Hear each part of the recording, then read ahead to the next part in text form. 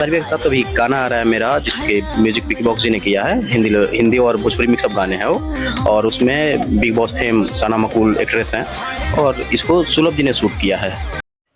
Hello दोस्तों, आप लोग कैसे हो। खेसारी लाल यादव का न्यू गाना का पोस्टर आया था। गाना का टाइटल था बंदूक। उसमें पोस्टर आया, पोस्टर के लिए विवाद हुआ और पोस्टर डिलीट किया गया। और लग रहा है उसमें रोशन रोही का वॉइस दिया गया है। और गाना एकदम खतरनाक है, बवंडर मचाएगा आते ही। और पोस्टर डिलीट कर दिया गया है। सुलभ कुमार के द्वारा बोला गया था ये गाना का कोई टाइमिंग नहीं मिल रहा है अपलोडिंग का या कुछ का, और अलाना फलाना ढिमकाना का।